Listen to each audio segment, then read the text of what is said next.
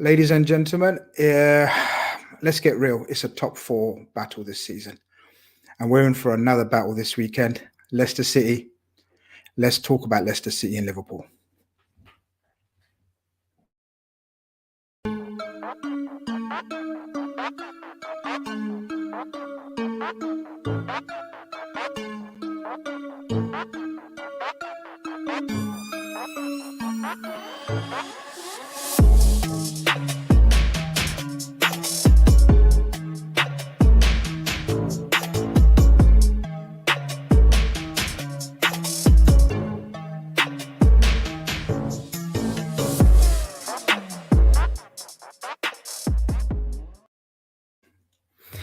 Welcome to another episode of Khanage. Absolutely most welcome everyone who's already in the chat and many more that will be joining us. Good evening, everyone. I was just going to say, I've got the self-proclaimed second most famous postman after Postman Pat. To discuss all things Leicester City. I want to give a nice warm welcome to Lee Chappy himself. Thank you, brother, so much for coming on. Thank you for having me as well. It's been a hell of a busy day. I'm not going to lie. This Liverpool fixture, man, I don't know what it is. It's crazy. No, I'll tell you what it is. We're huge, isn't it? This is exactly what happens. Yeah. Whether we're first, second, third, fourth, or whether we've got issues, injuries, we're a huge club. And rival fans always tell us that it's the busiest time. It's the busiest game for them, the biggest game for them. And I know you've been absolutely busy, but absolute pleasure to have you on. Thank you so much. No, thanks for having me as well. No problem. It's gonna be a good game. Oh yeah, we can get into it. And to help me get into it, I've got Avi, my brother from another mother and another continent. Talk to me. What's Las Vegas saying? California, I beg your pardon. What's California saying? Yeah, it's good. Warm weather. It's don't say that. Thanks for having me on the show. No problem. It's full of sunshine. I thought you pulled a real coup. I thought we had Jamie Vardy on the show. He looks like a dead ringer for Jamie Vardy. So here we go again.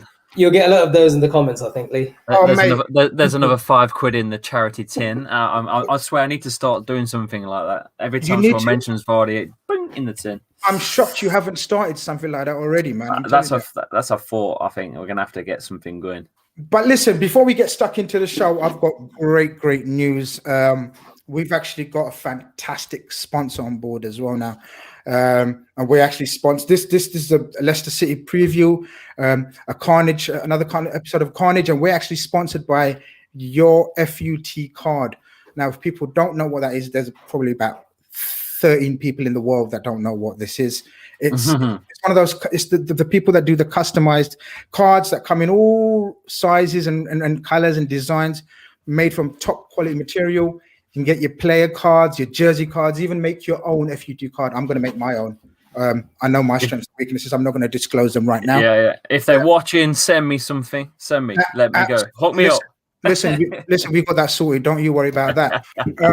What you need to do, everyone, is go onto their website, which is www.yourfutcard.com.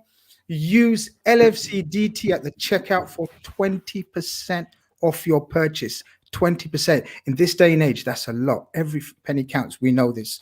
You can find them on Instagram, Twitter, Facebook. All the details are in the description and in the link below, as well as we've got a Twitter giveaway which ends at 6 p.m. on Saturday. So folks, get onto that. Anyway, top four battle. It is what it is. I'm not going to lie. I'm not going to sit here and say, we're gunning for the title and you guys. We're in a war zone basically with you guys. How are you feeling going into this game this weekend? I was confident until we lost Fofana and we lost James Justin last night. We lost him last night, not like a set of car keys. We lost him last night through a knee injury. I don't know how long he's going to be out, but he's probably our player of the season so far, and it's going to be a big loss. And I'm not hopeful for Salah against Luke Thomas or Christian Fuchs at left back. Luke Thomas is a very young lad, and Christian Fuchs' legs have gone. So I think that side is where we're going to be weak, big time. That Wesley Fofana news. See, it's amazing because I personally I personally don't think enough credit is being given to Leicester City this season, because everyone's talking about our injuries and it's all over the place, and we talk about it, and some people say it's an excuse, but it's not. It's a reason. It's a causation for the situation we're in. It's facts. You guys have suffered your fair share of injuries as well, and it's not talked about enough. I'm a Brendan Rodgers fan. Yes. A lot of Liverpool fans sort of got put off with him in terms of near the end. But I think, maybe it was a job that came slightly early in his career. Too early, yeah. I think he's a fantastic coach. What do you make of his time so far at your club? And how highly do you rate him? Yeah, he's basically adapted what Claude Puel started. Claude Puel was this manager that came in, and he tried to shake things up and get rid of this just counter-attacking, relying on Jamie Vardy on the channels. He tried to bring in possession-based football. It was difficult to do. He had some balls to do it, got some stick as well, and unfortunately, it was just that. It was possession football for possession football. There was no threat going forwards, and we seemed to just play side to side. Brendan Rodgers came in and adapted what Club Pro started, but made something happen. It started getting goals again. And that's how it's turned out. Brendan Rodgers has turned Leicester from just a Jamie Vardy machine. We're getting goals from Harvey Barnes. We're getting goals from James Maddison. We're getting goals from Yuri Tielemans. It's starting to click, starting to work. I am enjoying Brendan Rodgers' time here. It's great that you pointed out that he's trying to get goals from everywhere on the pitch. Yes, Avi, when he was at Liverpool, he done something similar. He tried to do something similar with us, even though we had Sturridge and Suarez. We remember, his emphasis on possession and attacking football. What's your memories of Brendan, and did it end sour? What did you make of his time at Liverpool then near the end? I think the famous quote was "death by football," wasn't it? That Brendan Sort of said, wasn't it? That was the it. The 2013 and 14 season. I'll always say that was probably one of the best seasons that, as a fan of the exhilarating football that we witnessed. The Sterling, Coutinho, Suarez, Sturridge, Gerrard in behind him in that quarterback role. It was just amazing results, and we were blowing teams away. Unfortunately, Rodgers just didn't have that sort of know-how how to unlock a Chelsea. Chelsea came with a decimated squad. I think 3 games to go to the season. Obviously, we don't need to mention what happened in that game, but he was over the line. Yeah, no, very unlucky. It was unlucky. You can't put that just on Rodgers. There's a mistake there that's cost them the game. That game, and I get sick and tired of hearing the same old thing, which is Brendan Rodgers bottled it. He didn't really bottle it. It was a young lad. It was his young time of his career as a manager. What was he? 38 at the time. Yeah, something like that. Yeah, it was. Yeah. So it's very early days of his career, and you can't put. I know he made the wrong subs and stuff and whatnot, but at the end of the day, what happened with Gerrard's slip was it was a freak thing. It happened, and it wasn't Rodgers' fault. And then again, now he's being blamed as a bottle job because we didn't get Champions League football last season. No, we replaced Ricardo Pereira for bloody Ryan Bennett at right back because of injuries. That's what we have. But this is it, Lee. This is exactly it.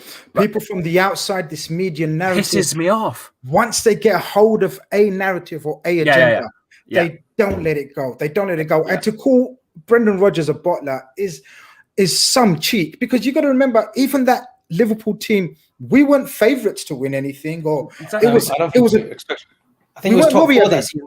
Top 4 was the aim that season, 2013 and 14. It was just amazing. And top 6 was our aim. Top 6 was our aim last season. What did we get? Top 6. Lee, you won't believe how much I defend Brendan Rodgers over last season, because it's mad. Because people talk about the end to the season, but I say, so then how can you discount the start to the season? Overall, a manager's or coach's mission is always you look at the final position. And that's how you assess their season. Yep. And I said, you probably be able to tell me. And I said 90% of Leicester City fans would have been, if you told them you're going to finish in the top 6, they'd be absolutely over the moon. Is that true? Would that have been the case for you? Yep, 100%. Yeah, it was to break top 6, and that's what Leicester's about right now, is establishing themselves as a top 6 side. That's the next thing. We all know that. If you don't know that and you've been under a rock, this is what Leicester have built. With Maguire money. It's a project. It's a project. Leicester is a project for the owners. It's not just now. It's future.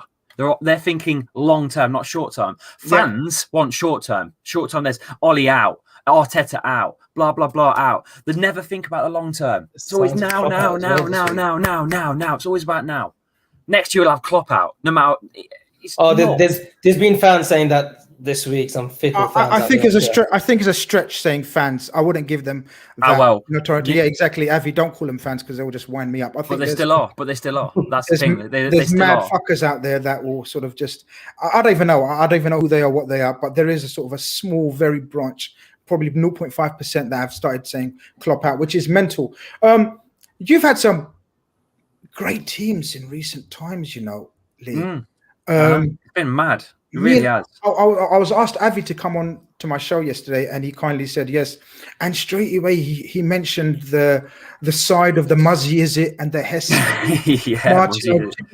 I mean, Turkish delight, Muzzy, is it? What I tell you what a team! Steve Guppy flying down the wing. Neil Lennon, Robbie Savage, Muzzy, is it? They were the players of my time. I've had the time of my life to play football with them on the King Power recently. In the last 2 years, it's mad. I can't believe I'm going to put you on the spot. Because I tried to dig out one question where I put the new guests on the spot, and I want you to name me your best Leicester City team. Ouch. Yeah. I mean, because you got to remember Claudio Ranieri.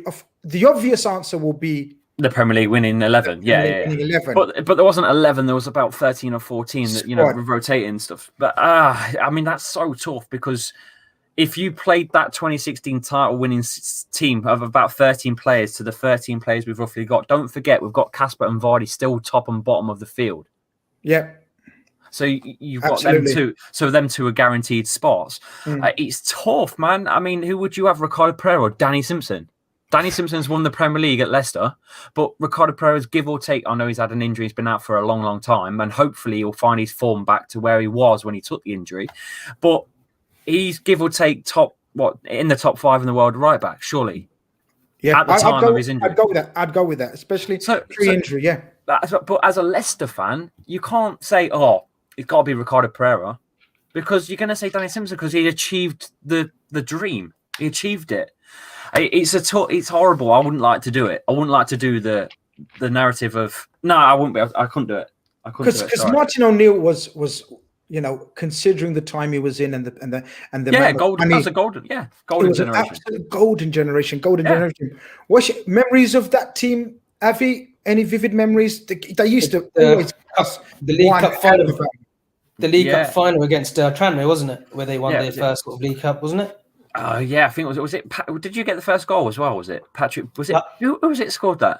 No, I think he played Tranmere in the final, didn't you? In the League Cup final? Oh, in 98, 99. We're going back years now. Was that the Coca-Cola? Or was that the Worthington? Coca-Cola Cup final. I used to call it. Yeah. I was a young lad. I was about 10. So my vivid memories of Leicester were like Filbert Street on the cup games. Peggy Offexad saving every penalty shootout. He would be saving every game. Martin O'Neill would just bring him on just for penalty shootouts if it went over extra time. People talk about. I wonder what happened to Peggy Offexad. I wonder what actually. Well, he came to us, didn't he? And he won the treble, didn't he? The fake treble. Fake. Wait, hold on. Wait, hold on. Someone's gonna really, really correct me if I'm wrong, but didn't Peggy go into? He went into some kind of shed. He went into the funny business. Yeah, he did. Right, I thought so. Yeah. But yeah, let's leave it at that. But yeah, listen, that Martin O'Neill team, from what I recall, was one of the most sort of solid teams. Matt Elliott was a don't forget Jerry Taggart as well. Jerry Taggart, Elliott, those three centre backs, whatever three centre backs he used to put out were like just sort of these towers, massive, huge towers that you did. That was Leicester though. That was Leicester. And to be fair, when you look at the title winning season, we had Hoof and Morgan, who were both quite, big. So it's good. You've got like a tradition of your centre backs being massive, huge figures, and sort of. But the brand of football has obviously, with everything else, evolved. So even back then, though, you had the likes of Muzzy Izzet and Neil Lennon. Muzzy Izzet was a proper footballer. Yeah, I mean, so underrated. I was Robbie so gutted. Savage. I was gutted when he picked Turkey over England, but obviously I don't think it was ever because of the badge that he's wearing. He was never going to get into the England side as a youngster. Yeah, to be honest with He you. used to pick up his fair share of goals as well from Yeah, midfield, didn't some he? of them goals. I mean, some of them Superb finishes. volleys from God knows how far out. Yeah, Robbie Savage too, who was a brilliant player for Leicester. It was a workhorse. But Workhorse, yeah. Leaf, what I remember from that team, and I want to relate it to the team now, in terms of loyalty to the club and loyalty to the team. Because what I was trying to get at, to like the likes of did get offers from huge clubs at that time. Steve Walsh, absolutely. Went through from like the late 80s all the way to like the early 2000s. The original, yeah. They had a quite a bond with that club and sort of loyalty to that club. And the modern day sort of version of Muzzy, you could say, is sort of in terms of loyalty, is Jamie Vardy. Now, Jamie Vardy, Kasper Schmeichel, so many people thought after you've won the league that team's going to be sort of, Jamie Vardy's definitely going to get bought, whatever. Yeah. Jamie, correct me, I can't see anyone else, but you may sort of bring someone to the table. Jamie Vardy, surely the greatest Leicester City player. Would you say? Yeah, 100%. How could you not say that? There's no one else. I mean, you've got like Gary Lineker, who's probably like a club legend, and of course, World Cup winning Gordon Banks, I suppose. But you got to give it Jamie Vardy for his club record. My God, you got to. Why doesn't he? Why hasn't he got this? He's not respected in the Premier League because he plays for Leicester. End of discussion. He's got better stats than Drogba and bloody Torres and God knows who else he's got better stats than in the Premier League now. It's ridiculous. The man started late as well. No one puts respect on Vardy's name. It's disgraceful. Avi, can you hear me? No, Avi's gone off on mute or he's disappeared. I'm on mute. I'm okay now. There he is. Yeah, Avi, from your perspective, I mean, Lee said like sort of, the stats and Vardy and, it's sensational. He should be ranked and rated far higher than he is. What is it about Vardy that people don't seem to rate as much as, what is it about him? I think he's just a late bloomer, wasn't he? Because he was at Fleetwood Town, wasn't he, for a while? And then all of a sudden he came to Leicester and then he was in the Championship with them and then came to the Premiership. It's mad. His story is not. I think if he was in his 26, 27, 28, he would be spoken about the same as Harry Kane is. Yeah. And we could be looking at our top, I don't mean this disrespectful, Lee, but we could see the likes of maybe like a Barcelona, a Real Madrid, a Liverpool, a United going in for like a Vardy. I mean, imagine Jamie Vardy at United. Yeah. I'm surprised that he didn't. I'm surprised he didn't go to another club during that 2016-17 season after we'd won the league. I'm so surprised. Pleasantly surprised. There was talks of Arsenal, wasn't there? Yeah, I think there was. Yeah, I think Grizz, is he there? He's dropped out as well. He dropped out. Yeah, so it was, I think Vardy, there was talk of Arsenal, wasn't there, at the time? And a transfer fee had agreed, but he had like cold shoulder or something. Yeah, he's made the right decision, because what about if it didn't work out for him at those clubs? Because sometimes moves don't work sometimes, and then what happens then? You can't just come back to. It's not a free ticket back to the club. Yeah, and I think he's in a safe environment as well, and I think he got on obviously with the owners of his previous owner. Yeah, you only need to look at it. You only need to look at an example like Danny Drinkwater. He made his bed, and now he's laying in it. But you actually got to rate Jamie Vardy, because that's a sensible decision. People have this image of him of sort of, not being sort of the most, bright footballer, but that's a sensible decision he made for his family, for his club, his future, and he's reaped the rewards for it. He's a regular in the England squad now as a result. I thought it's a very, very good move. He looks after himself. Just a quick one. He looks after himself a lot as well. He's made some drastic changes to his lifestyle. And can I say, Brendan Rodgers is a top man manager. He's looked at Vardy's age. He's changed his game. I don't know if you boys watched Vardy much, but he's completely changed how he plays. He used to be a player that would press hard against the centre backs and try and win the ball. You don't It's see time now, Vardy. isn't it? You don't see Vardy doing that as much these days. You It's calculated now, isn't it? It's calculated, and Brendan Rodgers knows his age is catching up with him. He's managing his play style, and fair play to Brendan Rodgers for doing that. It's prolonging his career. Do you know, it's good you said that about Brendan Rodgers and his man management, because that was one of the criticisms about Liverpool, that maybe his man management skills weren't up to it. But then that obviously makes sense because he was a young fella at the time. Yeah, and Vardy, just correcting you, Vardy did retire from England early as well. Don't forget that. Oh, of course. Another wise decision, some would say. Do you know what I mean? So it's prolonged his Premier League career. Exactly. So going into this weekend's battle, I think we're both fairly sort of plagued with injuries. What's the situation with the Leicester City injury situation? Okay, you're going to love this. So there's no James Justin because of a knee injury. There's no Wesley Fofana, the new boy at the centre back. There's no Fofana. He's out as well. We have no Belgium international Timothy Castagna. Okay. We've got no, to say James Justin, I just said James Justin. We've got no Perez. He's out as well. No Wes Morgan either. So there's not much cover at centre back either with Wesley Fofana out. There's no Belgium international Dennis Pratt either. Here's what's left. Here's the pickings of what's left. I'll give you it. There you go. Go on, show us what you got. I don't know if you can put that full screen on your end or not. I'm not sure. But we've got Kasper Schmeichel. We've got Ricardo Pereira, who's just returned from a cruciate injury as well on the right. So he's only had one 90-minute full game at senior level since his return. Soyuncu has had a 3 month out with a tear to his abductor muscle, I think it is. Evans is having a problem with his vision, blurred vision.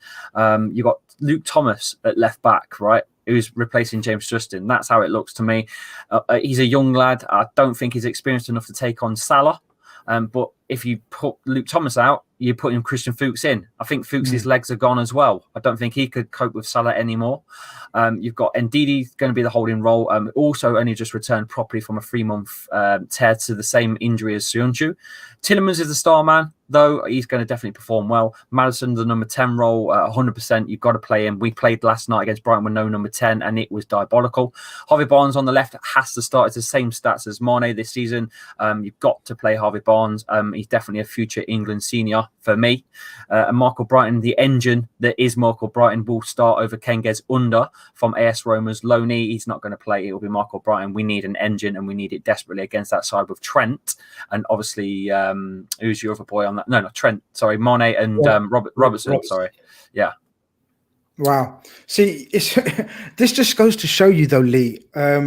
Every team does pick up injuries, and the way you've just told us and described some of the injuries to your players, it's credit to your club and credit to Brendan Rodgers that you're still in this position that you're in, fighting for top 4. You mentioned Wesley Fofana. Wow.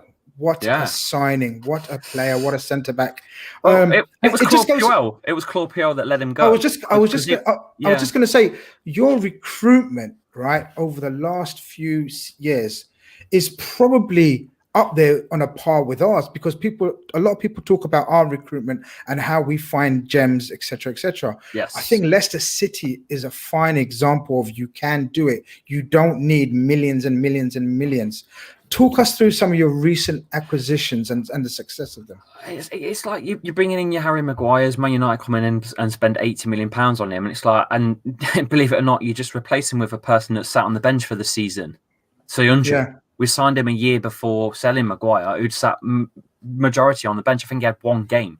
You know what I mean? And he just comes in and you don't even miss Maguire one bit. It's weird, but that's how Leicester have been.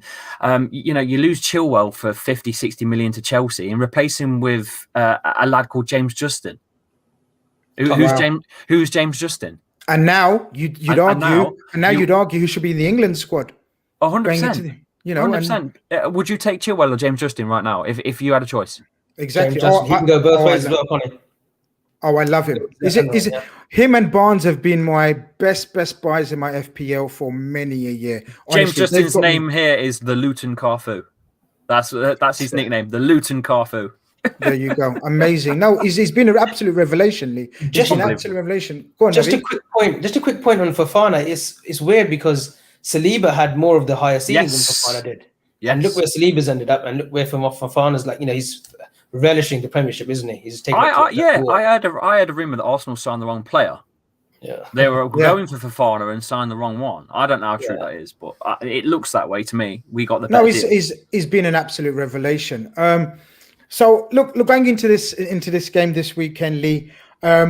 It always seems as though the tides in your favor. It always seems to, when we go into these encounters, Leicester City are always on an upward curve, and we always seem to be sort of on a downward trajectory, but we always manage to pull out a result last few times.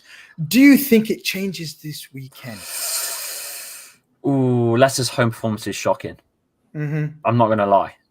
We go to the Etihad, beat Man City 5-2, and then finally we lose to Fulham 1-0, and lose to Villa and West Ham at home 3-0, and get battered by them every position of the park. Our home performances have not been great, but I think if you look across the Premier League board, you'll see it's kind of roughly the same. I think you boys are going through a bit of a bad spell at home at the minute, but you're still winning games away. I think you've won one against Spurs recently, and West Ham you won, but you lost against, was it Burnley first, Brighton, and then Man City had a party. I think that's just the way it is at the minute. I think a team's away, just play, and I think you've got a better chance of winning the points than we have. But I'm gonna go for a draw. I am gonna go for 2-2. I'm sticking with what I've said already early today. It's 2-2. It's not changing. Nothing's changing in my mind. 2-2. And like, we've got a super chat from Kieran Doyle, and he says, did anyone ever tell Lee? Yeah, he's absolute sick to death with that comparison, but it is what it is. Look, if Kieran comes onto my channel and puts in the super chat on my channel, I'll put that into the charity pot. How's that sound? Exactly. Why not? Exactly. That's what we like to hear. But listen, Vardy is probably without doubt the danger man, along with Harvey Barnes from sort of the Liverpool perspective.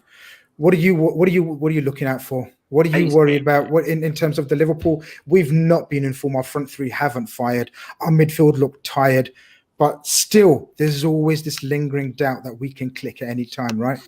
Yeah, I am worried at the back. It's generally, Firmino scored, didn't he, against Leicester on the last game? And he hadn't scored for a while, and we love doing that. We love letting little records just start, changing the other way round. I think it's going to be tough at the back for Leicester for this game, with no James Justin, no Castagno either. There's no solid starters at left back, right back sort of thing, with Ricardo only just really returning. How good can he go? I don't know.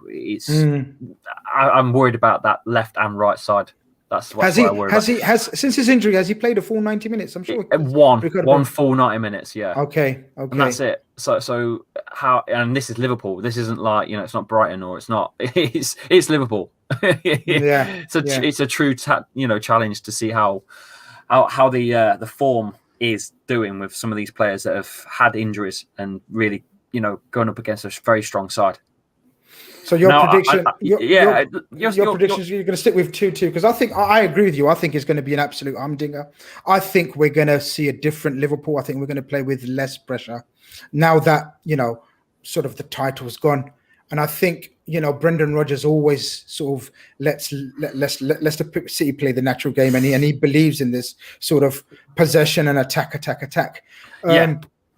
I think Leicester can own the middle. If Leicester can own the middle with the NDD, Tielemans and Maddison connection that we've got, I think we will score some goals. I think that's the only option we've got. I think you win. I think you win down the width. I think you win the width game. Okay, Lee, I'm going to let you go because I know I do apologise. It's not apology at all. It's been an absolute pleasure having you on. Just let our listeners and viewers know where they can find you. Yeah, just hit me up at Lee Chappy on YouTube. You'll find me. I'll come straight up. I'm doing the watch along show for 12:30. I think it's 12 o'clock, 12:30 kickoff, isn't it? I'll be live from 12 o'clock on here doing the watch along, so you can give me some banter if you do win. I don't mind that. It's all good. I'm here. That's what I'm here for. No, exactly. Look, when I ask some people that I know that, I said I need a Leicester City fan, and everyone spoke glowingly of you. And now we know why. Now that we've had you on our show, now we know why. I appreciate it. We know it's been a sort of a late one, and I apologize for that. I totally miscalculated that. It's cool. But hopefully we get you on a post match, and then we can sort of banter you, or you can banter us either way, because we both can take it. Listen, it's been a pleasure, pal. Hope to catch you very soon. We're going to carry on with the Liverpool side of the chat, but thank you very much, Lee. I appreciate everyone for having me on, and I shall see you very soon. Speak to you all soon. Take care, everyone. Stay safe, and good luck. Well, Nice no, one, Lee. not Thank you good very luck. much. Not good luck. Not good. Cheers, pal. See you, mate. Cheers. Avi, bro. Then there was 2. Avi, bro, what's happening? And then there was 2. Talk to me. Talk to me. You talk to me, bro. This game is every game seems huge now. Every game for us. Every game is huge anyway, because when Liverpool plays a huge thing, right? But how do you feel about this game? I feel a sense of, I don't know if relief's the kind of word I'm looking for. I think. Do you know what I mean? Do you know what I mean? Like, you know, are we in the title race? Are we not? If we beat Man City, maybe we can get back into it. Look, it was always going to be a tough task. We know the reasons why. We're not going to repeat what we've talked about to death, especially on our shows on the LFC Daytrippers. We've discussed the reasons, the causations, the facts that we've had to deal with this season, right? What do we do now? What do we do? How do we approach from Leicester onwards? How do we approach the rest of the season, in your opinion? Regroup, reset, and literally just we're waiting for injuries to come back, aren't we? Like Jota and Naby are in full training now, so hopefully they'll get some game time against Leicester. I can't see them starting the game, but if Jota's on the bench and he can give us 25 minutes and the game's sort of like, you know, tight, you know, he'll bring another sort of, you know, dimension to our play. Yeah, exactly. It depends on how we go at the centre back. I mean, I would love to see Kabak at the back now with another centre back, whether it's Phillips or Davis. It's like Lee said, it's going to be one in the middle. And if they have Maddison and they've got Tillmans and Didi breaking play up and playing with that possession football that they can and giving it to Harvey Barnes on the wing, and then they've got Vardy up top, we could struggle again. It's imperative that we get Henderson in the middle with a Fabinho and Thiago. Whether Klopp goes that way, I'm not sure. And especially after the week he's had, he might just play it cautious again by playing one of the big guns at the back, whether it's a Fabinho or Hendo. See, you've touched upon this situation, and it's the question everyone's talking about. It's the topic everyone's talking about, isn't it? It's like, now that we've got centre backs, do we throw them in? Do we just basically, because we moaned about not having centre backs since Matip and Gomez, what do we do now? Do we just throw them in? They've had a week's training. If you was Jurgen Klopp, right, because you're not far off, I know you've got a magnificent footballing brain, right? Viewers and listeners don't know this, but they're about to find out, right? If you was Jurgen Klopp, I'm going to put you on the spot here. Don't tell me, I don't want to hear, but maybe this, maybe, don't sit on the fence. I want you to tell me, would you throw both of them in there, or do you hold one back, or do you maybe still go with Fabinho and Hendo? What do you do? I would play. Look, Kabak's here for 6 months, right? He's got 6 months to prove himself. He's not going to prove himself coming off the bench or in training sessions. So I would have to. I would chuck him straight away. Like, there's no thing like the pressure, right? If anything, he might thrive on it. He might think, you know what, I am the man now. Matip's not here. Gomez not here. Van Dijk ain't here yet. You know, fans are expecting me to do something, and that might give him the confidence just to propel himself into a leader.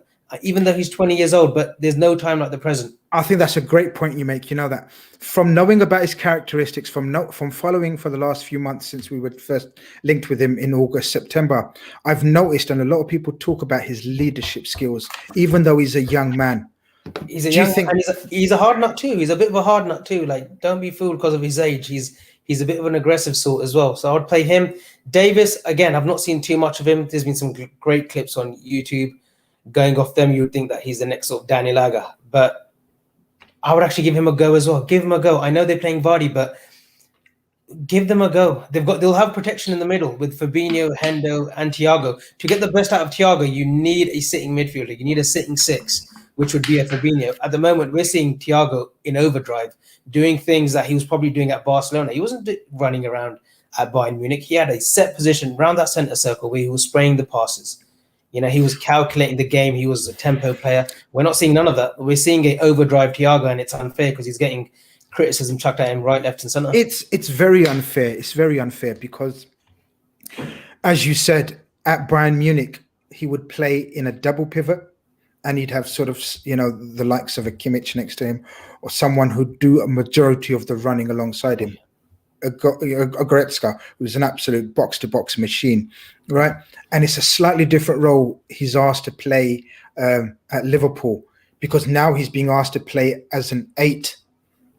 And an 8 in a Liverpool team, I firmly believe, is one of the hardest roles to play, because it's not just about attacking or creating, as we associate with Thiago. A number 8 in a Liverpool team covers the fullbacks, covers Salah, covers the fullback, presses, makes runs backwards, forwards.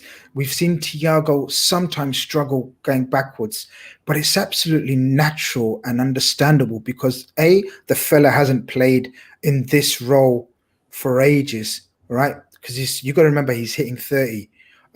B, he's been thrust and parachuted into a team which has been crippled with injuries. And as you talk about, the spine is gone. So he's not been given the freedom to express his usual self. So for that reason, I totally understand what you're saying when you say, look, throw both centre-backs in and just release Fabinho and Henderson, and maybe it'll invigorate Thiago. Because Gini has been magnificent at the first start of the season, but you can tell the last month or so it's really caught up. It's really caught up with him. And this is why I hate players going out on a free, like the likes of Chan and now Gini. If he is to go, they're going to want to preserve their body as well. They don't want to pick up an injury in April, like God forbid, Gini picks up a cruciate. Where does that leave him? It's just subconsciously, he'll give his 100% for Liverpool, just like Thiago did for Bayern Munich last season. But at the back of their head, at the back of their minds, they will be thinking, wait a minute, we do need to preserve ourselves a little bit, just in case we pick up a ankle injury or a serious injury. It could scupper, their prospective clubs that Gini might want to join. Avi, Red Steve here says, right, and this is a lot of people have been talking about his yellow cards and his tackling. He's a great standing tackler. Even at Bayern Munich, he was great in the standing tackle. He has been rash, but I think that's just the pace of the Premiership right now at the moment. I agree. I think and it's no shame in saying that he's 30 years. He's going to be 30, I think, in April. But it's no shame in saying that the Premiership looks too fast for him at the moment. He's letting games bypass him, but that's allowed. He is allowed to have that adaptation period, and it will take maybe next season till we see the real sort of Thiago come in. But he's great in the standing tackle. Even when he slides in, he used to time them really well at Bayern. It doesn't help him picking up yellow cards in the first 5-10 minutes of the game. I agree, because then you're playing backs to wall stuff, aren't you? And in the Premiership, referees, they don't let up. They see another one like that, you're off. So I think that happened against Southampton. It happened the other day, didn't it, against Man City? Or I think it happened against Tottenham as well. I think he picked it up really, really early. So he's not helping himself, but I think that's just adapting sort of to the pace of the game and sort of timing it as he goes along. Free World says, and this is another, people, it's mindsets, isn't it? How do you deal with these kind of situations now that we're in? He says all games coming up are big games, so there isn't a right game to throw them in. We need to take that risk and get our midfielders back into midfield.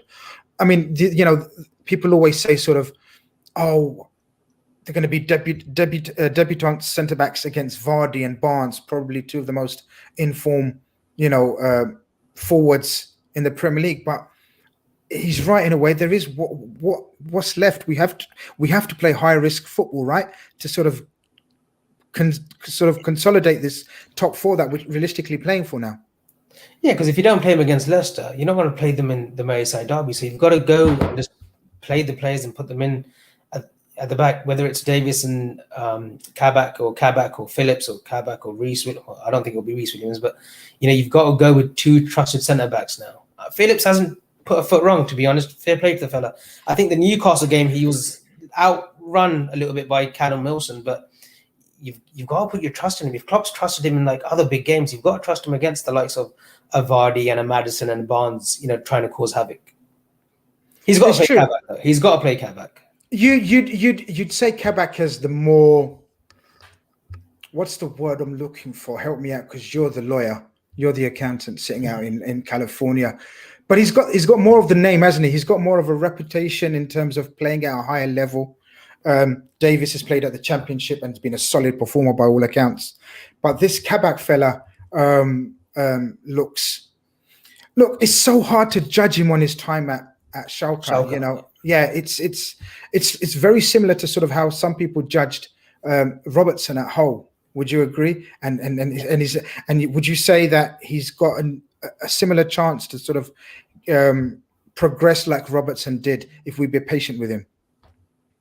Yeah, 100%. But the thing with Kabak is he makes one little mistake against Leicester, you'll get fans getting the knives out for him. So we need to give Kabak time, even though he's probably got a contract till May, June, depending on what Klopp feels or the coaches, the backroom staff feel about him. We do need to give Kabak time. But I think Kabak, he's in a no-lose situation. He's come to a club after the, mind my language, but the shit show at Schalke that's going on with their financial situation. But if David Wagner's given his high accolade of him, I think Klopp will take that on board, and I think he will thrust him in against a Leicester and a Vardy. But we've got to give him time. He will make mistakes at 20 years old. He will make mistakes, but he might take the Premiership duck to water a bit like Chayonku did after a year. Look, it took Chayonku time.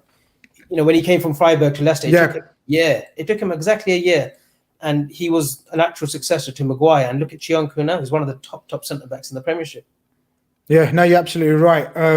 We've got this question, and it's someone has asked me sort of, what do you think our starting lineup is? And we've got the man himself, Gavin Doyle, in the house. How are you, Gav? Good. How are you? Yeah, good. We spoke to the second most famous postman around after Postman Pat, Lee Chappy, aka Vardy lookalike, but unfortunately, third most famous. Go on. Who have I missed out on? Well, you have Davo. Oh, and of then course. you have Postman Pat, and then you have Lee Chappy. All right, fair enough. Well, each to their own, I guess. But we were just discussing throwing in the centre backs against Vardy and Barnes, and we got to take risks now, Gav. Right? We can't just sit on our we can't just rest on our laurels and just sort of go through the motions that we seem to have gone through the last month. Now that we've got actual centre backs, whether they're good enough or they were the right options or the first choices, we've got to forget all about that and play high risk football, in my opinion. What is your opinion? Grizz, listen, it doesn't matter what game you play in the Premier League, you'll find a reason not to play them. What's Liverpool's next 3 games after Leicester? I'm sure we can find a reason not to play Kabak. You've Leipzig coming up in the Champions League as well. So Leipzig derby and the Merseyside derby and there's one other. Leipzig. Leipzig, the Merseyside derby. We've got an easy game after that, I think. Don't say easy game. I don't know. Yeah, but it doesn't matter really. Exactly. They're new centre halves, and you're going to find a reason, like Leipzig, they have such and such, Everton or Calvert-Lewin or Richarlison, or whatever you want to do. You can make reasons not to play these players, but we need these players. We need them. The knock-on effect of the centre-half situation, we've seen it in midfield. We're seeing midfielders that A, aren't turning up when they're asked to, B, are injured, or C, are being ran into the ground. 3 of those options aren't good enough. They're not helpful in our situation. I'd play Kabak at the weekend. And this might sound strange, but I'd play Henderson beside him. Oh, yeah. Henderson's looked better than Fabinho, to be honest, for the last 3 Yeah, I think Henderson would mind, not mind Kabak, but it's his first game for Liverpool. I think if you can get Henderson as close to him as you can, same way as if it was a midfielder, I'd say, yeah, let's get Henderson into midfield to play alongside this midfielder. I think I'd probably put Henderson in there and I'd get Fabinho back into midfield. There's talk that THIAGO, is there fitness concerns about him when Adams looked wrecked, but I'd probably go THIAGO Jones with Fabinho. I probably would. Now that might change. I'm doing a show tomorrow night where we're previewing this, and that might change in the 24 hours. But the centre half has to play. In normal situation, Grizz, we sign him, say, in the summer. And we know what happens. He gets brought in the summer. He goes through all this pre-season with Liverpool, and then he probably doesn't play the first 5 or 6 games. He gets bit parts, a bit like Andy Robertson. Andy Robertson's the perfect example. And then he's slowly brought into the team, and he slowly gets experience, and then he's off and running, and you see how it goes. There's some players that are just the exception to that, i.e. Virgil van Dijk, but it's not like that now, Grizz. We need people in this team that are fit, in the right position and ready to go. And if it goes well, great. If he has a nightmare, shit happens. You know, Avi's right. He makes one mistake and the Liverpool fans go, see, fucking told you. And like, you know, give it a rest, mate. You know what I mean? There's great centre-halves out there that didn't have a great debut or didn't have had a rocky start, or there's players from all over the world that's happened to. So for me, he plays Trent and Robbo, he plays Alisson, obviously. Is Fabinho not on the verge of a fucking suspension at this stage? He just I've been hearing that since January. Yeah, the next yellow he's going to miss. I think he's got to pick up 2 more yellows.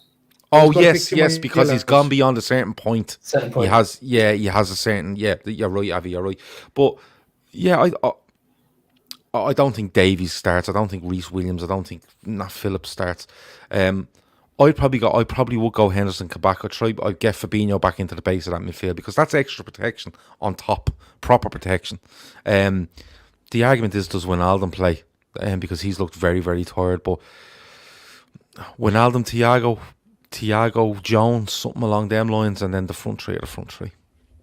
Avi, do you agree? Do you go with Kabak and leave Davis out? Or actually, you said both. Your proper balls on the line, aren't you? I said both because going off by the last month and a half, it can only get better. You know, Henderson hasn't put a foot wrong. Though Gav's made a great point. Henderson hasn't put a foot wrong, and it might benefit Kabak having a captain next to him, just talking through him throughout the game and just chirping him at his ear and stuff. So it could.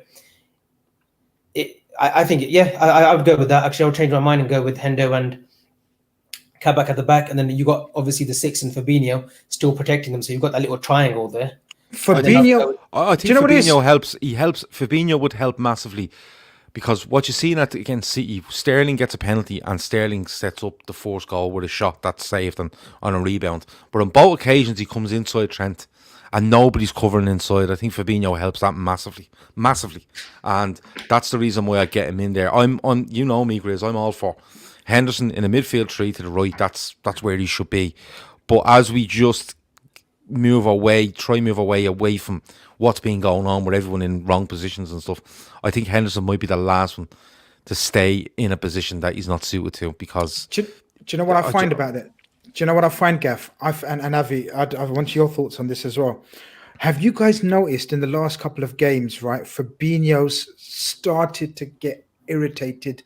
Give the impression that he's restricted or irritated. He doesn't want to be there. He doesn't want to be at this. He doesn't want to. Is it only me, or do you see that in you know the way he's sort of attacking the ball in terms of lunging and sort of, you know, more of the fouls and niggles that he makes sort of in midfield where it's less dangerous. You know, I've seen that creep into his game where Henderson you'd think would be less accustomed because Henderson's been a right winger in his life and then a midfielder, a box to box, whereas Fabinho's played at the back.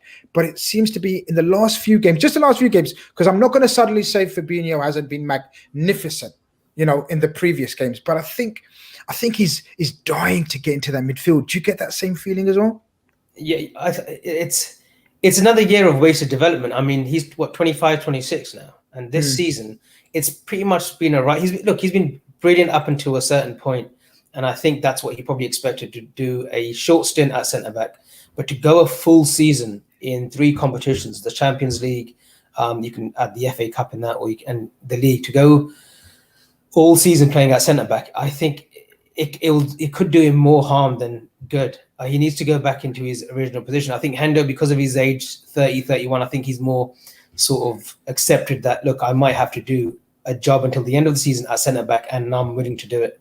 And he's a captain as well. Whereas Fabinho, his best work is done at midfield. That penalty that he gave away against Man City, Sterling, that's a no-nonsense challenge outside the box. You know, but unfortunately, when you do it in the box, that's a pen. So it's more damaging than if he was doing it outside this opposition box. I think it's sort of, it comes with, again, we're gonna have to use that word, mental fatigue as well. I mean, Fabinho, Gav, he's played him in every single game. Gav, he's played him in those. You know, we forget that not only Jota played in that Midtjylland game, Fabinho played in that game as well. So he's kind of playing in games where he didn't need to play him. He's playing in every single game. He's almost sort of getting him used to playing at centre back for the remainder of the season.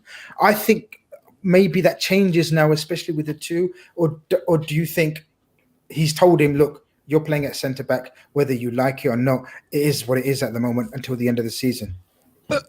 Look, nobody knows what Klopp has told him, but he was touted as the fourth choice centre back at the start of the season, so he's the only one left, so he should be the fourth choice, shouldn't he? That's, if all things being that's equal. how I'm looking at it. Exactly, that's how I'm looking at it. Yeah.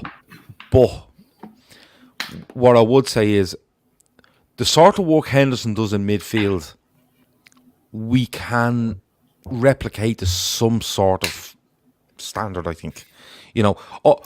Like, I'm thinking about this constantly while you are talking, and I'm actually leaning towards Fabinho, Wijnaldum to the right, and THIAGO to the left, because I think Wijnaldum can mirror what Henderson does best, in my opinion.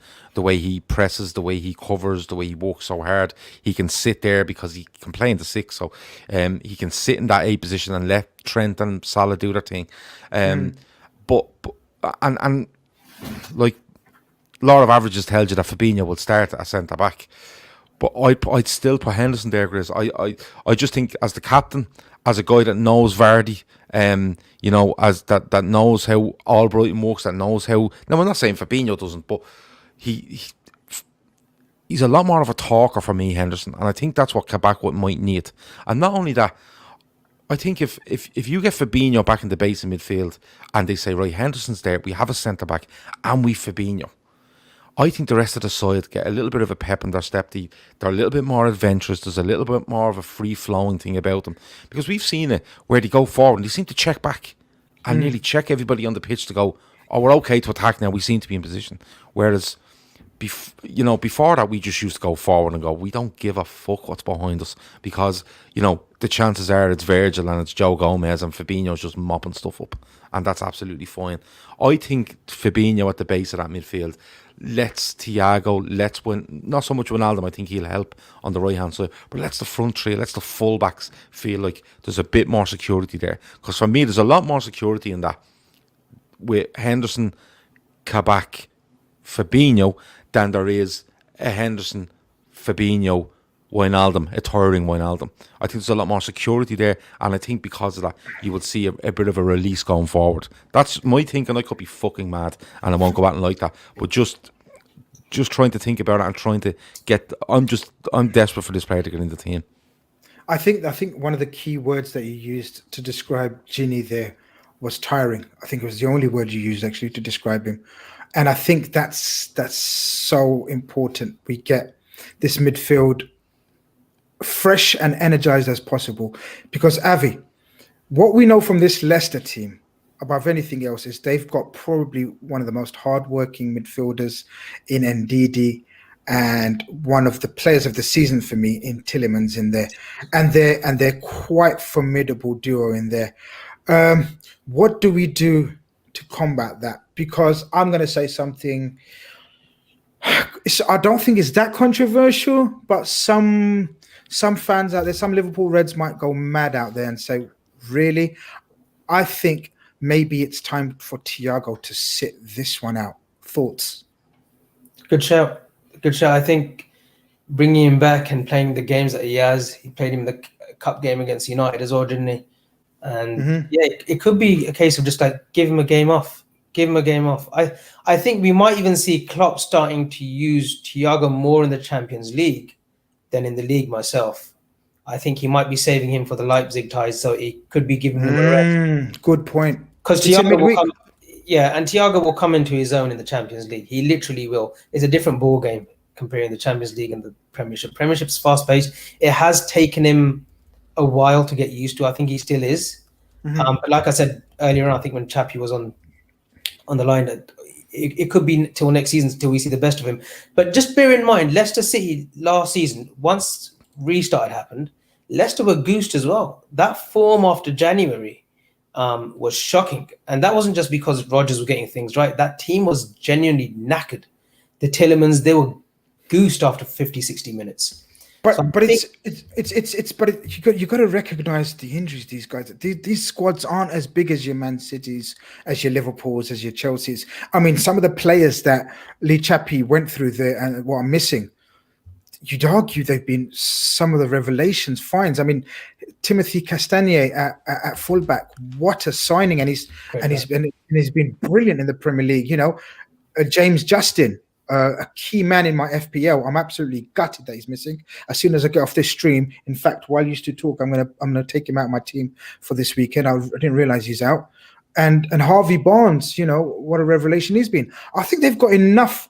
I think they can cry as much as us in terms of injuries. Obviously, the length of our injuries, in terms of the length of them being out, is crazy and mad. But I think Leicester City have had quite a few injuries, man, and their squad, you know, it's not as deep as these other big clubs. Yeah, but Grizz, you say this, but look, they've who's got injured from Fofana's been injured for them at the back, and they've brought in a Chionku who, you know, luckily for them has come back in time, you know, whereas we had an injury to say, okay, so Matip got injured recently, and we're bringing on the likes of like a Reece Williams or a Phillips. They've still got a bit of depth in that team, you know, the Dennis Pratts.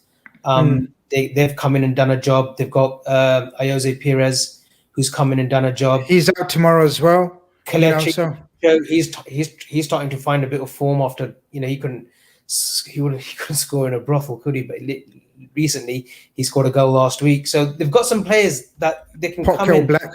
Yep, they can come in and do the job. Gav, you know.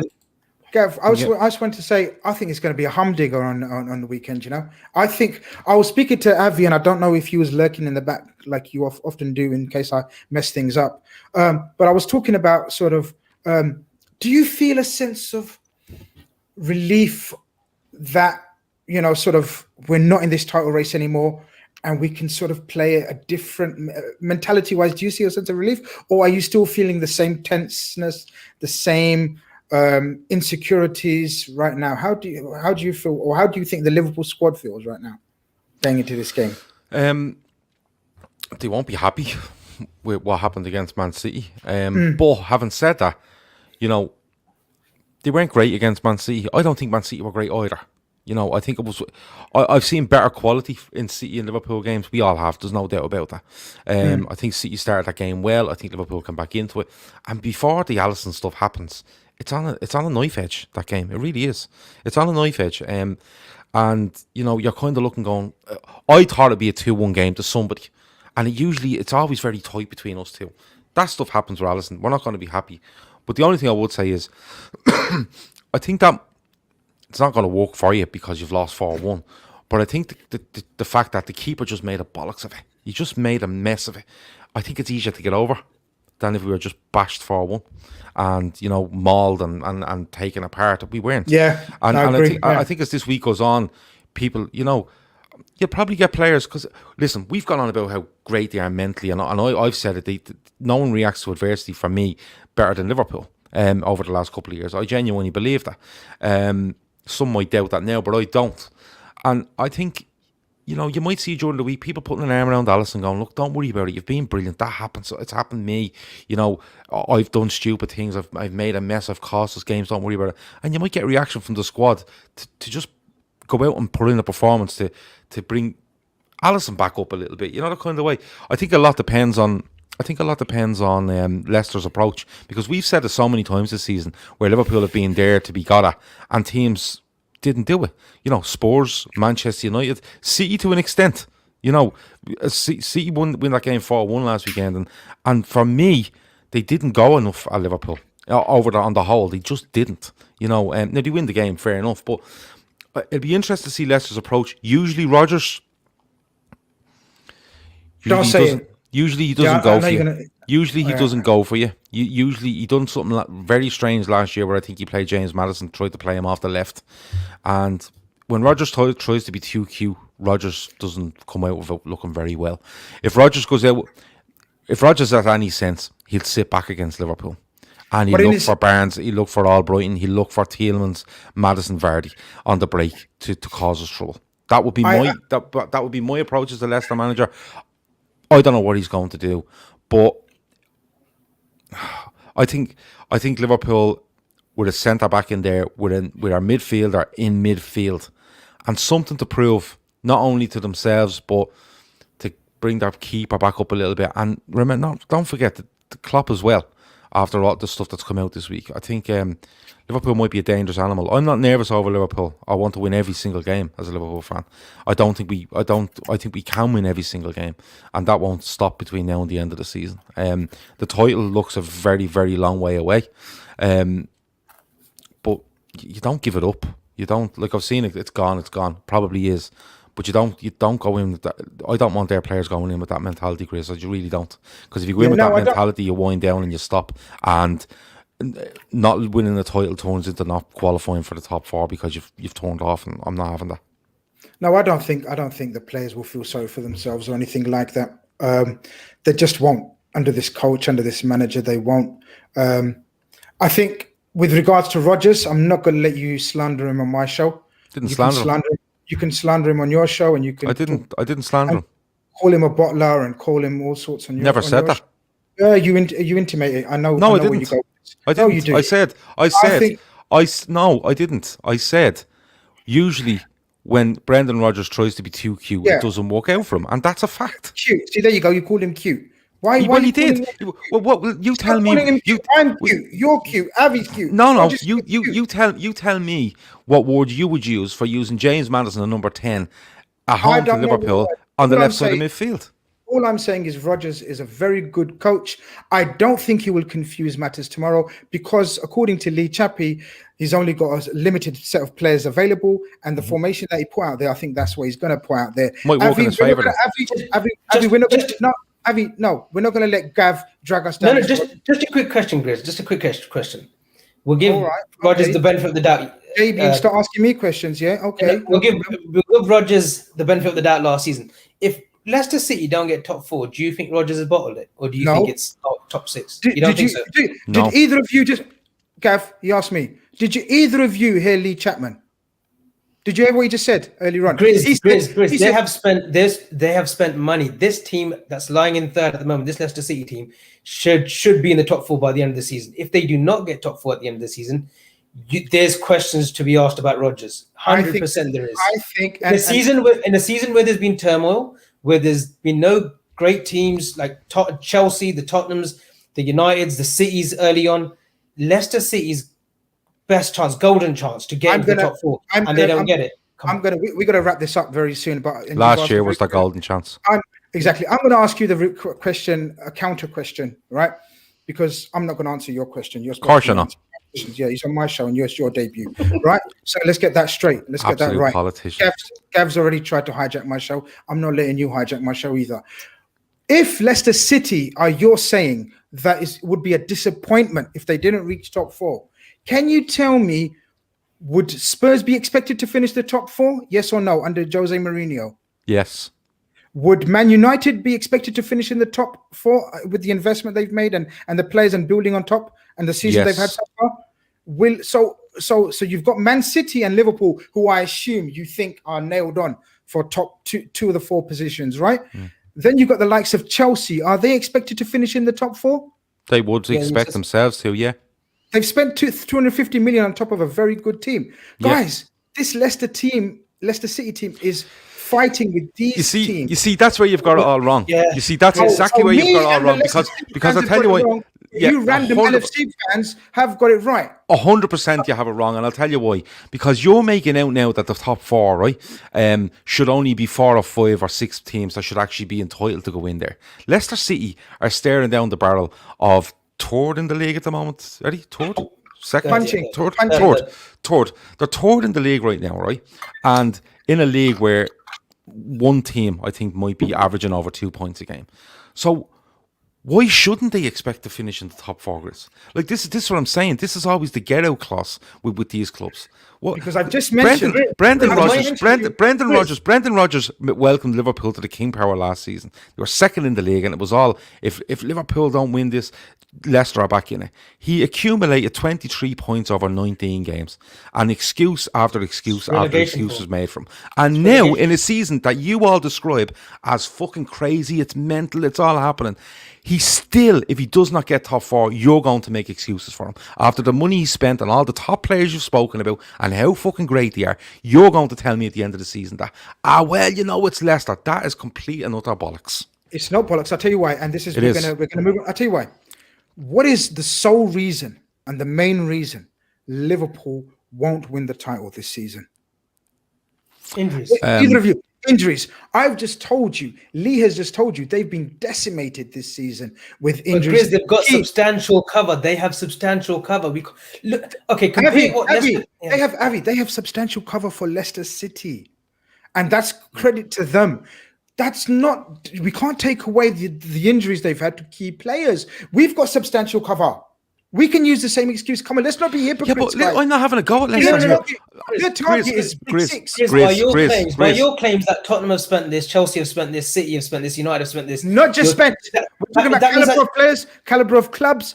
That means that we shouldn't be in the top 4 then. We shouldn't be in the top 4 then. If you're going off by what people have spent and the players that they've bought. I never mentioned spend for those players. I just asked you a question. Is Spurs expected? Is Man City expected? Chelsea But loads of them expect, Grizz. What's the point of them showing up if they don't expect? I feel like texting Lee to come back on for 5 minutes. Well, get him then, ring him and ask him to come back. Kill you guys off. Tell him we'll play for tomorrow.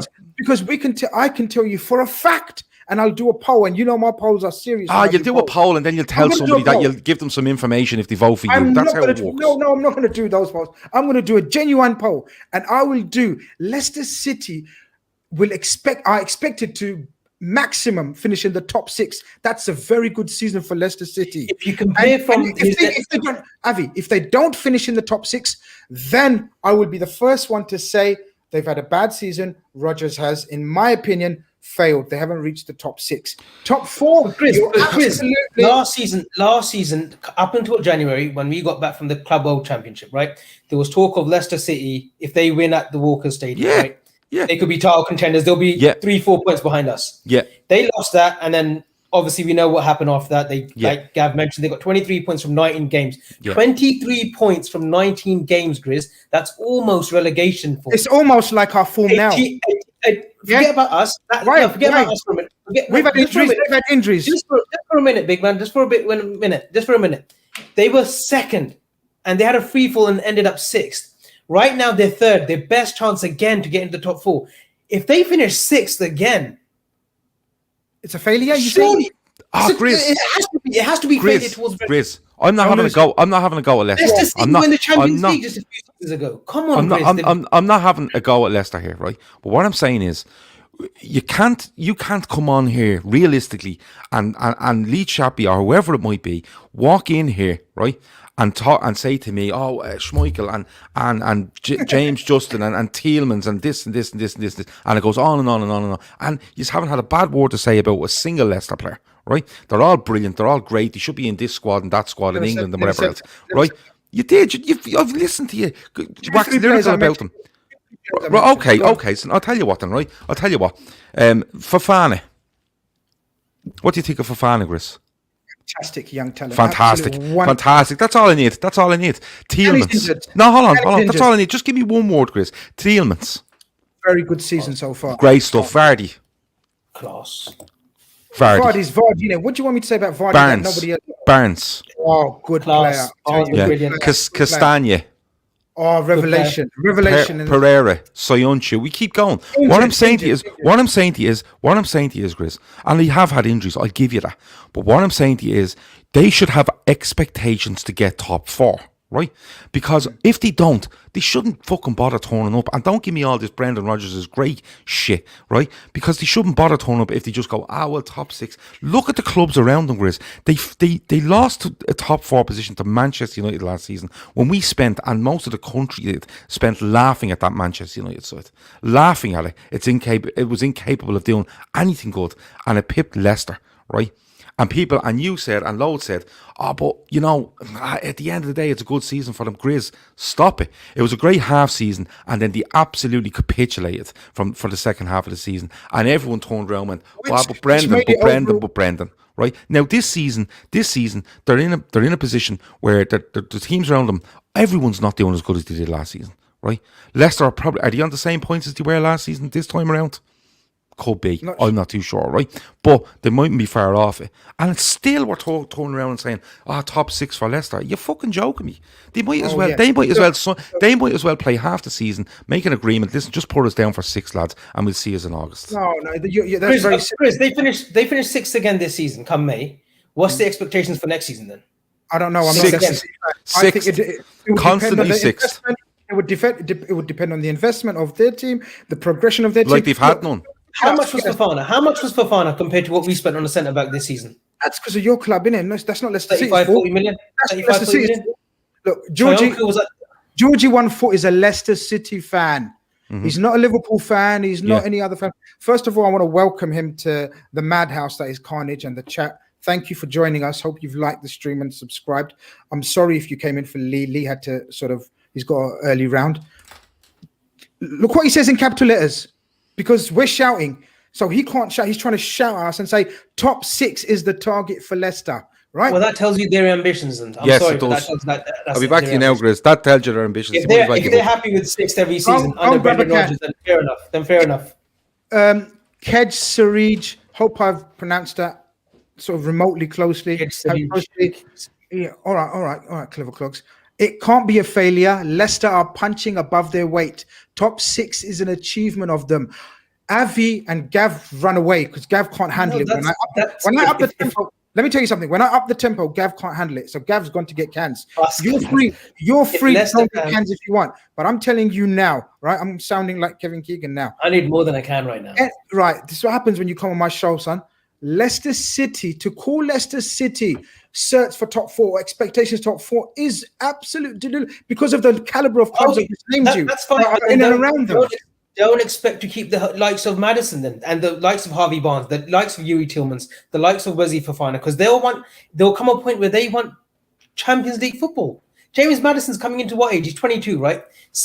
His stats have been incredible this season, getting amongst the goals. He'll want to play for a top 4 team. He could probably walk in Liverpool's team right now, James Maddison. Wesley Fofana will want Champions League football. James Justin, there'll come a point if his trajectory's the way up, the way he's going, he'll want top 4 football. You can't just say Brendan Rodgers, Edward to 6. Leicester City as a club might be happy with top 6, but there will come a point where their owners and turn around and say, wait a minute, relax. This is getting stagnated. Relax. We want Champions League Stop football. interrupting him, Grizz. I've got to, because he's going to otherwise win the argument.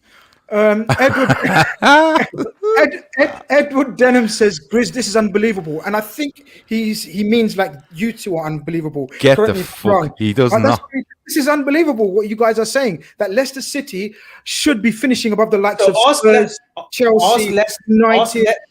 Leicester City fans on that chat, when they were playing the likes of Seville in the quarterfinals of Champions League, do they not want those days back again? It was only about 2-3 years ago. I think it was Craig Shakespeare who was getting them into the Champions League quarterfinals once Ranieri was off. Do they not want those days, or do they want trips to Karabag and whatnot in the Europa League? What do they want? Why are you shouting at me for? Well, I think what do they want? What do they want? Nobody knows Avi because I'll tell you why. They've already written the get out of jail card for this season, right? Yes, they have. When they finish 6th, people will say that's a good season. Leicester City are currently third in the league, in a league where Liverpool are faltering due to whatever's happened to them. Chelsea haven't clicked, okay? Spurs are up and down. United are overperforming for me and are up there. City look like they're going to run away with it, okay? But Everton, with their games in hand, can go third, I think, right? Why are we picking out Leicester and saying, but Leicester, Leicester, if they finish 6th, why aren't we saying this about Spurs? Why aren't we saying this about Chelsea? Chris, you rate Rodgers, right? You rate Rodgers, don't you? Brendan Rodgers. I think he's a very good coach. Very good manager. Okay, so Brendan Rodgers to exceed expectations, if he gets top 4, he will elevate himself even further, right? Whereas if he gets 6th again, it'll be like 6th again under Rodgers. What's changed? Solid. Another solid season for Leicester, finishing in the top 6. And likely to finish above Everton, Southampton, all Arsenal. Grizz, they won the league 4 years ago. 5 years ago. You can't compare them with the likes of Everton, who haven't won it for 105 years. But You can't compare them to the likes of Southampton. Leicester City are a well-established football club with great owners, great structure about the club, the new training ground, magnificent stuff. It's on par with Kirby. You cannot say Leicester City should be coming sixth this season if they're in third. We saw this last season. They were second and they had a free fall to sixth. It may be a long-term project for Leicester, but where they are right now, you're very clever. Should be the bare minimum this season. You read that chat before I did. You're very smart and clever, and that's why I've got you on this show. But relax a little bit. Loringer, what does he say? I'll let you read this out. Go on. It's a long-term project for Leicester. Anywhere from 4th to 6th is acceptable. They will look to build upon a year in the next 2 or 3 years. Right. Thank you. So what are they building upon? What are they building? Okay, so what are they building upon? Because they came fifth last year. Grizz. So when they come sixth, where are they going next? 7th? Are they building on it for 7th? Are they building on it to go back to 5th? What are they doing? Because I'll tell you what will happen, Grizz. And Avi's right. Hold on. Brendan Rodgers is in that job 18 months now, is he? Somewhere along them lines, right? Or it might be just over a year, right? What does he build on, Grizz? Because I'll tell you why. When it comes down to it, if he finishes 6th, he's gone from 5th and a season where he got 19 or 23 points over the course of 19 games. Now he's gone into a season, and people have said to me, "Oh, you're not taking on board the injury situation." Of course I am, but it's happening, everyone. It's a mad season. All I'm asking is, if all these clubs have injuries and all these clubs have issues, and Leicester are in the same boat and they're sitting in 3rd place, why are we excusing Leicester from not demanding of themselves to finish 4th? We're demanding it of every other club around them. Why are you not demanding it of Leicester? I'm not demanding it of them. Well, and I'm not. And what I'm saying. No, you're not demanding of them. I'm demanding of them, and I'm asking why. Why are we just taking Leicester out of this 6 or 7 clubs that are there and saying, no, you won't be walking. Forget it. You be 6th, and you'll be happy with 6th. And people going around going, that'd be a great season for Leicester. You have to take it in the context that it's happening, Grizz. Do you know what I mean? This isn't a case of let's look up how many people are in their stadium, how much they paid, and you know who they're, you know, like, what their standing is in football. If that's the case, we just won't play football. We'll just decide who the biggest clubs are and hand out trophies. Yeah, I just think clubs like Leicester, clubs like you keep using that, clubs like Leicester. Grizz, they won the league. They won the league 5 years ago. And they're Premiership winners. We know that, you know, it was one of the most unlikeliest things ever to happen. What were the odds? Like 4,000 to 1 or something? Whatever. 5,000 to 1. So whatever it was. Oh, did you put a quid on it? Did you? No. Yeah, if you knew I don't Leicester, gamble. why didn't you trust Leicester? You know, if you think this Leicester is such a I only know it's 5,000 to 1 because a guy was made famous off it. A quick point. Listen, I got to sleep tonight. So have I. I'm hungry. Right? Mom. Look, Avi's like in, you know, California, sitting in 21 degrees, right? I've got to sleep, right, Avi? So I've got to end this podcast soon.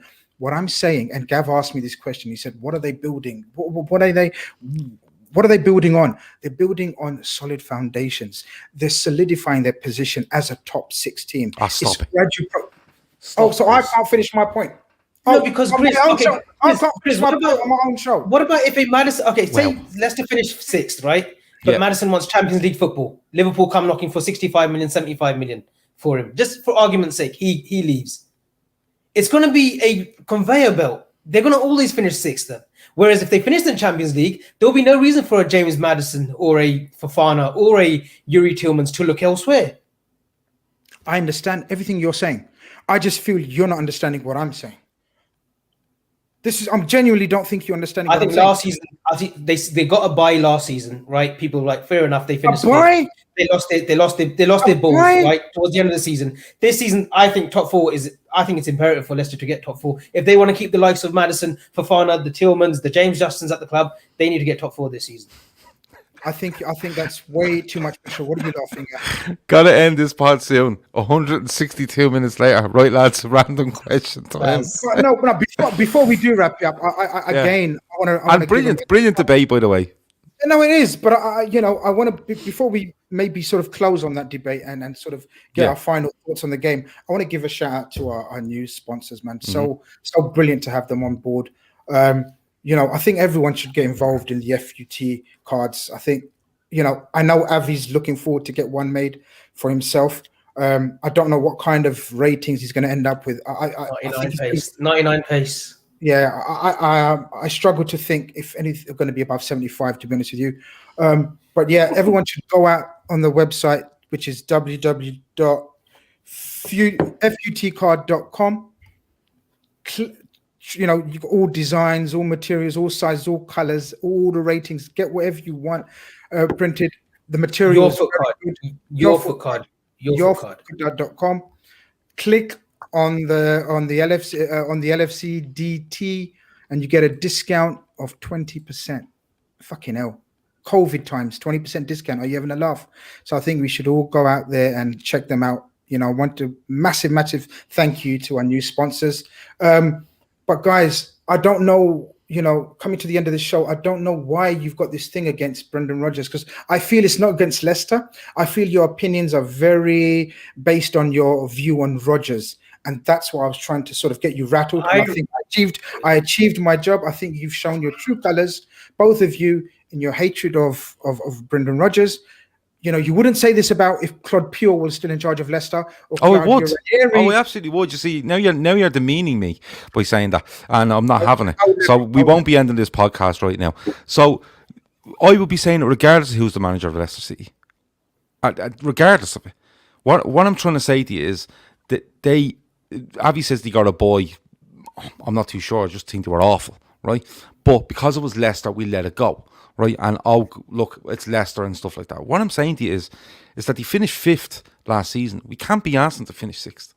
And not only that, they're in a position now where they're right in the mix, right? And they have injuries, and others have injuries and stuff. But I can't understand why, when you look at Leicester's squad and the squads around them, and the injuries people have, and the form people are on, why you can just turn around and say 6th is fine. I can't understand that, and I never will. Can I ask you guys a question before we try? Quick, because my field is burning here. Right. Can I ask you a quick question, guys? Who's the better manager, Jose Mourinho or Brendan Rodgers? Who's the better manager? Are we talking currently, or are we talking past and present? I'm asking you a question. I'm asking you a question. This precise moment, I would say Brendan Rodgers. You sell out. You absolutely saying that Brendan Rodgers is expected to do more than Jose Mourinho today, as of today?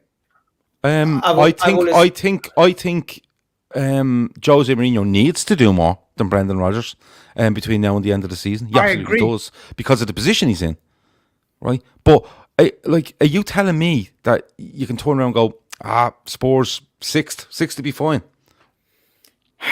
Guys, I'm not telling you that. I'm saying... What position are Spurs in the league? They're about 6th, 7th, 7th. Yeah. And would you think they would expect to and hope for and push towards 4th place on a top 4 finish? That's what's expected of them. Surely, yeah, of course. So why Leicester City sitting in 3rd wouldn't? Look, because it's a club like Leicester City. Is that what it is? No, it's not club like Leicester. Sometimes you've got to deal with the facts. Sometimes you've got to deal with over the last 30, hold on, Grizz. Last 20 years, who's had more success trophy wise? If you're asking Spurs or Leicester? Come on, if you're gonna, well, we know Leicester, we know Spurs haven't won a trophy in God knows how long, and that's why Jose Mourinho was brought in to this club and given funds to buy players like Ndembele, Reguilon, etc., Højbjerg, to get into that top 4. Now, if you're going to say to me that the likes of Tommy Tuchel and Jose Mourinho and who else is around us sort of aren't expected to finish above Brendan Rodgers, my God, you're on one, guys. I don't know if Gav's gone to get more cans because this is the effect I have on him. Georgie won for LCFC says all the best on Saturday. Same to you, my friend. I wonder what the comments think about. He's been commenting quite a bit. He's a good lad. He's been commenting quite a bit. Yes. Exactly. Now Spurs are 8th. Someone's saying, Spurs are 8th. Jose's time's done in the Premiership. It was done once he took that United job. He's too pragmatic to be a Premiership manager now. He needs to go to China somewhere where he'll get a great contract and a great job. He's not a Premiership thing. But whereas Rodgers, the new school Rodgers, he's expected to exceed expectations. Sooner or later, say they finish 6th. Based on what? Why is he based on the investment? based on what the owners have invested in the club, they wouldn't put money towards a new training complex. You know, we saw Chappy put it on as an image. They spent what, 50, 60 million on it? It was probably more expensive than Kirby was. 100 million complex. And they're not doing that, Grizz, to finish sixth, are they? They're not spending money on the likes of Tillemans and the Fofanas, 40 million defenders to finish sixth. They're just not. Guys, if Leicester City finish outside the top 4, do you think the owners will have any thoughts of sacking Brendan Rodgers? No. 100% no, they won't. But the reason season, there will come a point. There will come a point where someone younger might come along, or someone as good as Rodgers or even better might come along and say, look, I'll take this job and get us into the top 4. The reason why they won't have any thoughts of sacking Brendan Rodgers if he fails to finish outside the top 4 is because that wasn't his goal from the board, from the management, from the owners down. They expect him to finish and challenge around the top 6, consolidate, keep building, keep hold of their players like I think they may. I don't think anyone will afford Maddison this summer you're talking about. You know, I think Harvey Barnes don't go anywhere because he's still young enough to progress at Leicester City. I think they're in a fine place. Most Leicester City fans, just like Lee Chappy said, are absolutely happy with the manager, with the style of football they're playing, and where they are in the league. Let's finish off with giving our predictions for Sunday. Is it Saturday? Saturday. 12:30 p.m. kickoff, early kickoff. Both teams with a few injury issues. After bigging up Leicester City, what do you think the score is going to be, Avi Hansra? 3-1 Liverpool. There you go. Gavin Doyle, prediction time. I know predictions can be fluid. I get that. But what's your prediction right now? I know what you're doing there. Because I usually receive about 11 between Thursday night and Saturday from you anyway. A snap, 3-1 Liverpool. Wow. So this team that no, I'm not going to go down there. I'm not going to go there. Okay, I could start a totally new chat off what you've predicted, but I won't. What are you predicting, Grizz? 2-2. I'm predicting 2-2. Fucking cautious, isn't he? I think this is going to be a fantastic game, guys. I think the lack of James Justin and Fofana works for us, but the fact that they've got a sort of Vardy back now, fully fit, and Harvey Barnes and Albright and Tillemans and Maddison playing so well, I think they could cause us problems. Also, Kabak is very likely to start for us, so we don't know how that's going to go. But as Gav says, with Kabak starting at centre back, it will mean one of our mainstays, one of our strengths that's been in our midfield over the years will come back into their rightful place. So, saying all that, I think 2-2 will be a great game for the neutral. Obviously, you know, I'm hoping we win. I'm hoping we're wrong. Predictions are fluid. Things can change. I can't believe you're predicting a team like Leicester to beat Liverpool. I haven't. They're not 2-2 to draw. Or take points off Liverpool. Yeah, I can't believe you're talking about a Leicester team that should be challenging top 4. And will their challenge end? Will their challenge end if they get beaten on Saturday morning? 3-1, like they're so minnows or something. Well, will their challenge end if they get beaten at the weekend? Grizz, who was our centre back pairing against Kane and Son and Bergwijn just recently? I think we've spoken enough, and I think Avi, you have done brilliant. And I want to thank you for coming on to my show. It's been an absolute pleasure. You know, your weekly haircut done it justice. You look fantastic. Oh, he has a weekly haircut. He has a weekly haircut. Fair play. Got to be pristine, Gav. It looks absolutely immaculate. I hope Liverpool will play an immaculate game, immaculate as your hairstyle on Saturday. I thank you very much. Hope to have you on very soon, my brother. Thank you. And Gav, I'd like to sort of thank you for hijacking my show halfway through. You had an argument. I know you had an argument with the illnesses, and then you thought you'd take it on me. But this is what I'm here for. For. Whenever you got a problem or anything, or you're angry, get onto Grizz, shout, row with him, and I'll still love you every single time, Gav. No, but let's be fair. Let's be fair. Listen, let's be fair.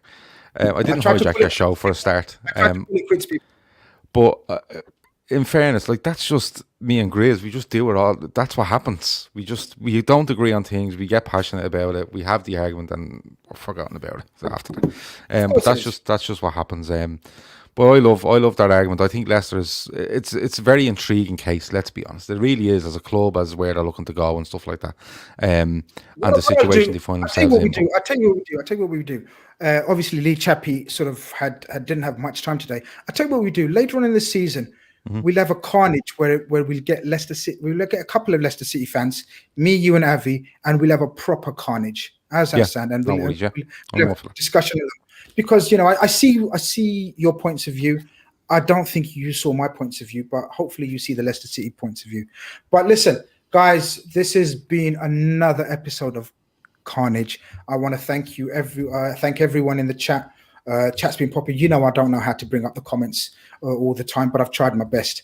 But now we go try to get some sleep.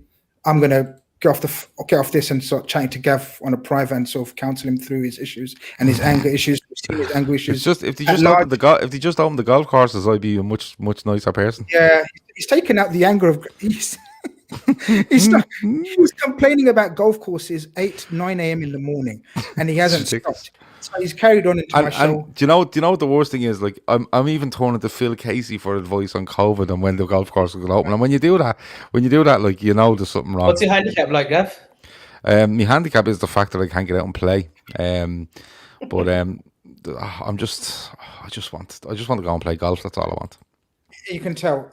Avi, again, once again, thank you very much. You've turned out to be a mini Gav, but it's okay. I can take you on both.